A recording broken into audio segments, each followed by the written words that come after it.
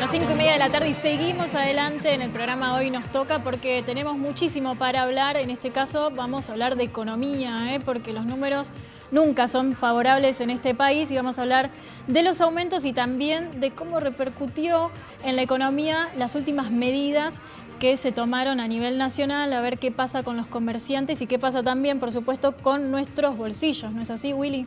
Sí, exactamente. Para eso estamos comunicados con Damián Di Pace, que es analista económico. ¿Cómo estás, Damián? Buenas tardes.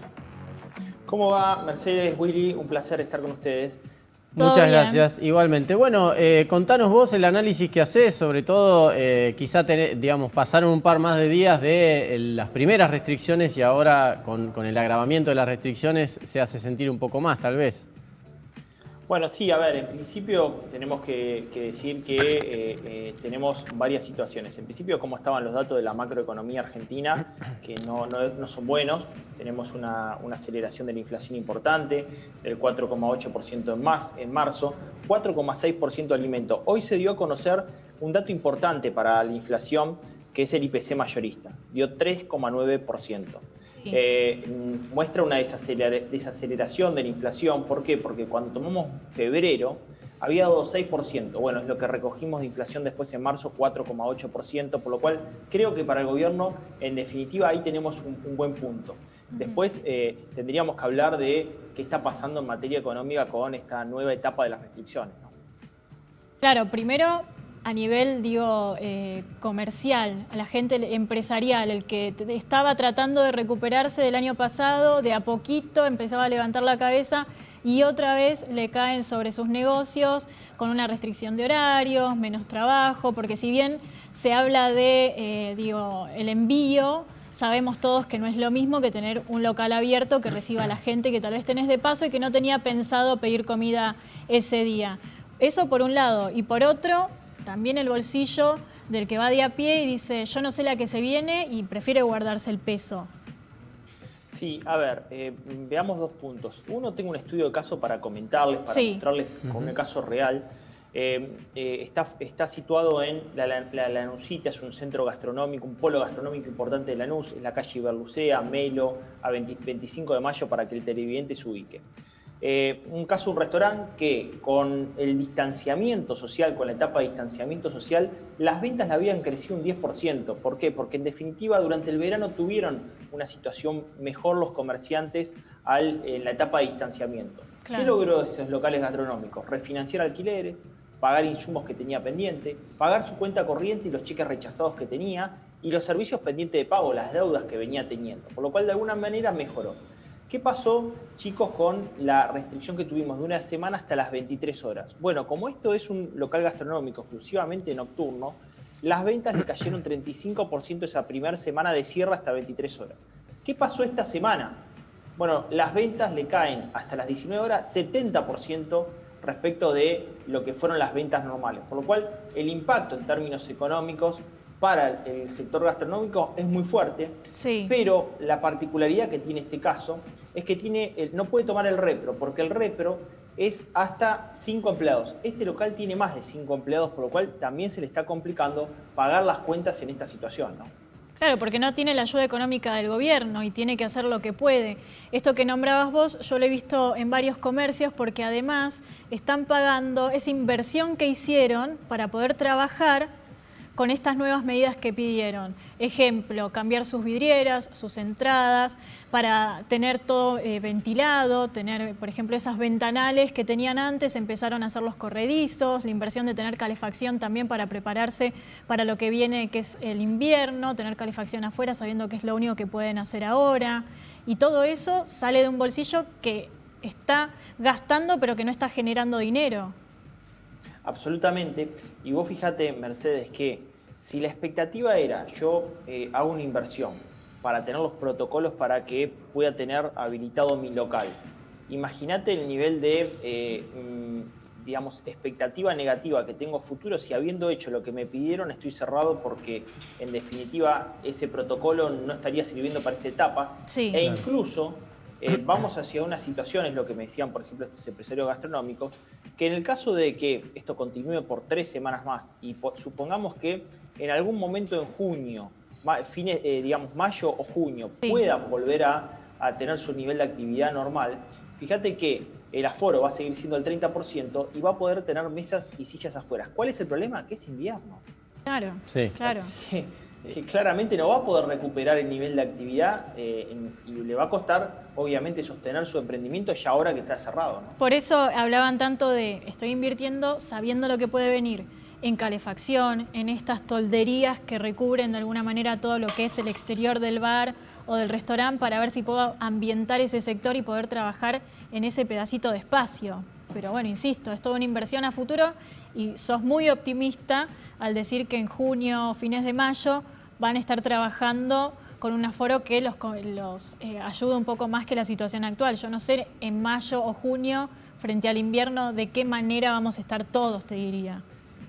Bueno, totalmente, porque la mayor incertidumbre por parte de ellos es conociendo la experiencia que nos ha dejado esta pandemia, este virus, es decir, ¿continúo pagando mi alquiler? ¿Continúo con mi emprendimiento? Claro. ¿O directamente tiro la toalla porque ya no puedo absorber las deudas? Porque justamente la incertidumbre pasa por, son 2 semanas, después son 3 semanas más, después son 3 semanas más, ¿y cuándo va a ser la posibilidad que yo voy a poder volver a abrir? ¿Cuándo va a ser eso? Bueno, ante esa incertidumbre ya no están con la misma fortaleza, porque en el año 2020 se comieron sus ahorros y contrajeron deuda. Ahora tienen que pagar las deudas y ya no tienen más ahorros y su flujo de caja está parado. Por lo cual la situación es mucho más grave ahora. Por eso Fegera mostraba un estudio que el año pasado cerraron 10.000 locales gastronómicos y entre hoteleros y gastronómicos este año estaría cerrando 15.000 locales gastronómicos, sumando el sector gastronómico y hoteleros, un sector que emplea casi, sumando al turismo, 300.000 empleos en nuestro país, ¿no? Damián, cambiando de tema, como consultor económico, ¿qué pasa con la inflación? ¿Por qué no se puede frenar? Y justamente este juego entre la inflación es cada vez más alta y yo tengo cada vez menos poder adquisitivo. Bueno, ahí la situación es que yo creo que hay un rezago respecto de la emisión monetaria fenomenal que tuvo que hacer el gobierno para asistir socialmente en el medio de la pandemia, que no se vio en su momento porque el nivel de actividad estaba muy frenado. Que vimos en el primer trimestre que el nivel de actividad recuperó, que en definitiva la industria estuvo creciendo, la construcción estuvo creciendo, las ventas minoristas estuvieron al alza, de alguna manera ese nivel de actividad recuperó y esa cantidad de dinero comenzó a impactar sobre el nivel de precio. Pero sumado a eso, también hubo una suba de costos. Fíjate que frente a exigencias o pedidos por parte del gobierno de mantener precios máximos, hay precios que no tuvieron ese congelamiento y terminan influyendo en lo que nosotros terminamos pagando en góndola. Ejemplo, la nafta. Vieron que subió 6% el fin de semana. Sí. Interanualmente la nafta subió 60%. Cada vez que sale un camión desde un campo para llevarlo a una empresa industrial que lo va a procesar industrialmente es un viaje. Después hay muchos viajes de insumos que llegan a esa empresa. Procesan industrialmente, hay un intermediario, hay otro viaje. Después va el distribuidor que llega al minorista. Todo eso está involucrando solamente esta semana un 6% de aumento de todos esos viajes. Imaginen que tuvimos un 60% interanual. Y además la industria estuvo trabajando con personal de riesgo aislado. Hay industria, por ejemplo, PYME, que tiene 180 empleados, que 50 personas no volvieron a trabajar hasta este marzo. ¿Por qué? Porque eran personal de riesgo. Por lo cual no es tan sencillo administrar en la pandemia. Por lo cual digo, hay un fenómeno monetario, un fenómeno de costo y un fenómeno propio de la pandemia que involucra un mayor nivel de costo para operar en el sector industrial, ¿no? Sí, ahora vos hablabas del aumento que se vio en el último fin de semana en el combustible. Estuvimos haciendo algún momento el repaso de todos los aumentos que se venían en abril. ¿Qué pasa con mayo? ¿Qué nos espera? Posiblemente tengamos otro aumento de nafta. Posiblemente se convaliden lo que es la factura de electricidad y gas, que el gobierno claramente la morigeró. Tengamos en cuenta que un Guzmán que pretendía un aumento del 40% o las empresas que pretendían 60% escalonado, obvio, estamos hablando de aumento del 6% que impactarían más en la industria y en el comercio. Que de todas maneras eso tiene aumento de segunda ronda, es decir, cuando la gente va al supermercado va a pagar más también esos insumos y productos. Me parece que en materia de inflación tenemos un piso muy alto, Mercedes. La inflación en abril, Guzmán dijo que la de marzo iba a ser la inflación más alta del año. Bueno fue 4,8%. Si vos lo anualizás, estás en una inflación del 70%. Sí. Y estaríamos en un piso del 3,5% en el mes de abril. Justamente pintaste un panorama de situación de por qué se da la inflación, pero si vos tuvieras en tu mano, es decir, si tuvieras que hacerte cargo de las decisiones económicas del país, ¿qué harías para contener esta inflación? Bueno, en principio me parece que lo que trataría de evitar es presionar sobre el nivel de precios, porque eso va a generar escasez en la industria. Está pasando. En muchos casos, como administrar una empresa en el actual contexto no es sencillo, al mantener congelados los precios, lo que se vio es que se redujeron las cantidades. Generaría incentivos para que, al contrario, las empresas inviertan, pero no a exigencia de, digamos, pistola en mano para que lleven a su capacidad máxima instalada la producción, sino que qué incentivos puedo llegar a generar para que, por ejemplo, una pyme produzca más. ¿Cómo podría ser eso? Si estamos en un contexto, chicos, de que se están perdiendo empleos, una forma sería, por ejemplo, decir, bueno, necesitas emplear más, te voy a bajar el costo impositivo laboral. No es mucho lo que recauda el gobierno por eso, y sobre todo una pyme. ¿Qué incentivos puedo generar para producir más? Porque la realidad es que la situación es que los incentivos están para que la oferta se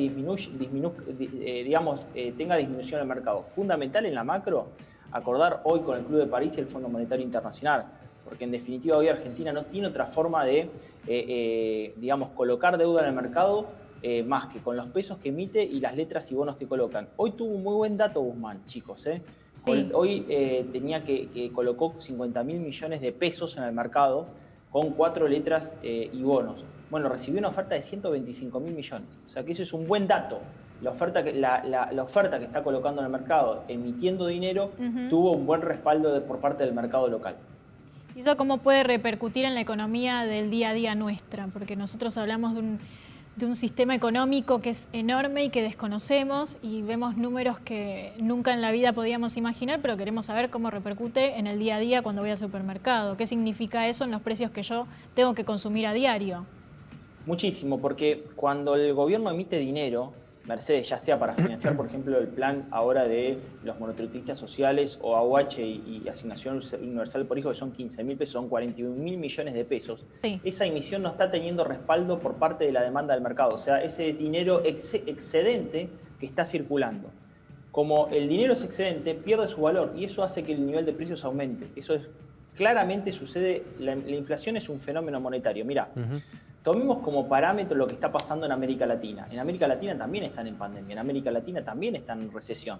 Argentina es el único país que tiene la inflación mensualizada que van a tener la mayoría de los países de América Latina en un año.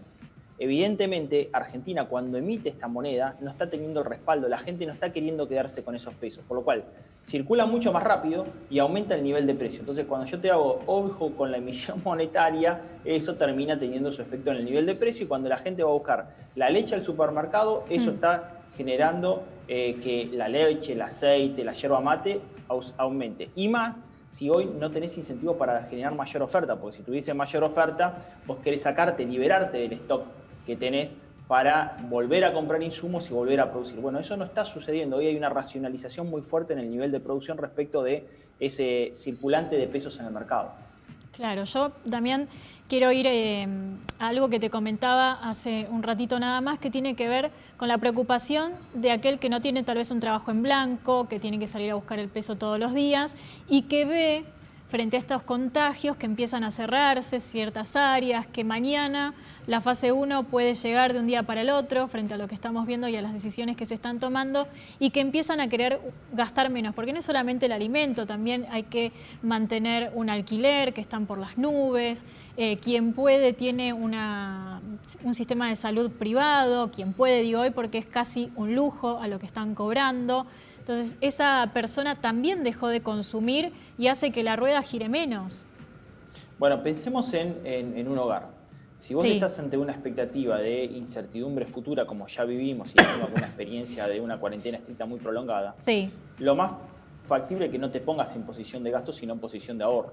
Totalmente. Vos, lo que hagas es decir, bueno, salí a comer, bueno, ahora no voy a pedir ni por delivery, voy a elaborar mi comida en casa. tenía un servicio adicional como puede llegar a ser un servicio recreativo, como no puedo ir, lo corto. Entonces comenzás a racionalizar tu nivel de gasto. Eso obviamente tiene un impacto en la economía. ¿Qué es lo que estamos midiendo nosotros? Bueno, en el mes de marzo, el consumo masivo, y voy a aclarar el dato, nos dio caída del 24%. ¿Por qué una caída tan abrupta? Bueno, porque en marzo del año 2020 había crecido exponencialmente el consumo. Recordarás, bueno, vos estabas en la calle laburando más que nadie, sí, y los argentinos nos llevamos el papel higiénico, el pañal, el aceite, la yerba mate, nos recontra súper estoqueamos. sí. Eso quiere decir, perdón, que en promedio se consumió 24% menos que marzo del año pasado. Exactamente, porque en aquel momento nos habíamos estoqueado. Pero cuando haces el análisis fino y si lo comparamos con marzo de 2019, donde era un marzo normal, todavía tenés una caída del 7,5% de las ventas en este marzo en términos de un marzo normal. Quiere decir que la situación del bolsillo de los argentinos es mala. Sí, y sí, sobre sí. todo es mala en la clase baja y en la clase media, porque ahí es donde más está cayendo el consumo. No estamos hablando de ventas minoristas de indumentaria, de calzado, estamos hablando de alimentos, bebidas, artículos de limpieza y cuidado personal. Lo básico que necesita una familia que nos está escuchando ahora a las 6 menos cuarto de la tarde, ¿no? Tal cual. Sí, no, ni te quiero preguntar porque es por la industria que tiene que ver con la indumentaria y demás, porque imagino que no se debe estar moviendo nada. Mira, los datos del INDEC de capacidad instalada, desgraciadamente, al sector textil calzado, fueron los que en menor nivel, justo con la industria automotriz, tuvieron de capacidad instalada utilizada. Es decir, la capacidad instalada muestra sobre maquinaria que tenga una industria cuánto está utilizando del total que tiene. Bueno, dieron números del orden del 40% frente a un nivel de capacidad instalada promedio del 57-58%, cuando algunos sectores volaron ya al 70-75%, por lo cual está muy bajo ese sector. Y claramente, bueno, también la evolución de precios, fíjate que el INDEC marcó que comprar una indumentaria, el sector textil, indumentaria y calzado subió 71,5% interanual. Promedio, quiere decir que algunos pudieron haber subido 80-90% interanual, ¿no? Una prenda que comprábamos el año pasado con respecto a este año, decís, es un montón. Sí, si vos comprabas una prenda el año pasado en el orden de los 1.000 pesos, hoy va a estar 1.800, 1.900 pesos. O sea, es una remera, ¿no? Sí, es un golpe muy importante porque nadie recuperó poder adquisitivo respecto de compra de indumentaria en ese nivel. Imagínate que en promedio la recuperación del salario estuvo en el orden del 28, 29% en el medio de la pandemia. Bueno, te estoy hablando de aumento del 90%. Por lo cual lo que terminás generando, Mercedes, es que, bueno, banco con la pilcha que tengo. Pero claro, por supuesto, porque a la hora de poner en la balanza necesito primero comer. Y aparte ya la gente no está saliendo tanto a la calle porque se ha implementado mucho el home office, entonces están trabajando desde la casa, esa prenda que vos te comprabas, tal vez para ir a la oficina o demás, tampoco la necesitas. Mira, los datos del INDEC muestran que el teletrabajo pasó de ser casi el 5,6% del total a casi 27% en el medio de la pandemia. Quiere decir que evidentemente los argentinos en promedio trabajan mucho más de su hogar y tiene consumo hogareño de cercanía. Pero en este momento obviamente se acelera eso porque obviamente las empresas tratan de que sus empleados trabajen desde su hogar. Quiere decir que hoy podríamos estar hablando de que quizás el 35-40% de las personas están trabajando en su hogar. Es un número récord en nuestro país y algo de esto va a sedimentar en que sea una nueva práctica futura, sin ninguna duda, ¿no? Sí. Damián, recién hablabas del peligro de la emisión monetaria, pero la emisión monetaria se hace como para, digamos, es un salvataje a corto plazo. Vos recién decías lo que harías a largo plazo, pero si no es emisión monetaria, ¿qué harías a corto plazo para ayudar a los que más necesitan, por así decirlo? Bueno, a mí me parece que en el corto plazo, a los niveles socioeconómicos medios y bajos, sobre todo al nivel socioeconómico bajo, sería muy focalizado en la entrega, digamos, del subsidio, realmente a quien lo necesite. Y eso es muy difícil identificarlo. ¿Por qué? Porque ponele que yo te doy un subsidio a vos, ¿no? Y se lo doy a 2 millones de personas. Bueno, si la emisión monetaria genera en rezago mayor inflación, lo que hoy te estoy dando la estás perdiendo mañana. ¿Se entiende? Porque vas a generar una mayor evolución de precio. Entonces sería muy cuidadoso con ese punto. Después lo que a mí me parece que en el plano económico todavía no ha logrado generar el gobierno es horizonte. Obviamente vos no podés bajar impuestos, vos no podés traer buena noticia en el medio de una pandemia. Lo que sí podés generar es mejores expectativas. ¿Cómo sería generar mejores expectativas? Bueno, si sos municipal, muchachos, no puedo hacer una baja de ingresos brutos ahora, pero voy a generar gradualmente esta baja de ingresos brutos en relación a esta baja de mi gasto municipal. Si soy nación, voy a generar esta baja de impuestos en relación a este gasto público a nivel nacional. Porque evidentemente en Argentina es inviable producir. Miren, hay un dato del Banco Mundial que muestra que mientras en el caso de Chile hay 38 pymes por cada 1.000 habitantes, Argentina va a cerrar esta pandemia con 14 pymes por cada 1.000 habitantes. Las pymes generan el 70% del empleo de nuestro país. ¿A ustedes, a quién les parece que deberíamos apostar? Evidentemente son las pymes. Entonces, sí. Primero, deberíamos no dejar que cierre, porque cuando cierra una pyme, detrás hay una clase media que se convierte en pobre. Sí. Y segundo, deberíamos generar expectativas para que incluso en pandemia muchas pymes tengan intención de abrir. ¿Cómo sería eso? Estamos en pandemia, chicos. No puede haber costo laboral impositivo para alguien que dé trabajo en este contexto. No, hay que sacárselo. Poner un DNU excepcional para aquel que dé laburo no tiene costo impositivo. Para aquel que dé laburo y cree una empresa, se le baja la carga impositiva, porque evidentemente eso es un freno. Bueno, es una situación de emergencia. La emergencia económica implica que los incentivos también vengan por ese lugar, ¿no? Seguro. Bueno, Damián, interesantísimo el análisis. Trajiste algunas buenas noticias y otras bastante malas, pero no importa porque es la Argentina que vivimos, ¿no? Ya estamos acostumbrados. Así que a cuidar el bolsillo para lo que se viene. Así, bueno, yo traje la información del día además. Por supuesto. Y eso nos excede. La buena noticia, dije, la colocación de Guzmán. Buena noticia para por eso. Martín Guzmán sobre la colocación. Por eso, destacada noticia y bueno, vamos a ver finalmente en qué termina esa negociación. Así es, así es. Un placer estar con ustedes esta tarde, Mercedes y Uri. Muchísimas gracias, Damián. Hasta la próxima. Bueno, realmente muy interesante también, ¿viste? Hace que uno empiece a agarrarse el bolsillo y decir esto mejor no lo compro, lo guardo un poquito para después. Total, no es algo que necesites ya. Sí, panorama negativo. Lo que pasa es que en realidad hay que mover la economía también. Entonces, sí, seguro. Es una rueda muy difícil de hacer girar correctamente. Dentro de lo que se pueda. Bueno, cambiamos de tema y vamos a hablar de una reunión que comenzó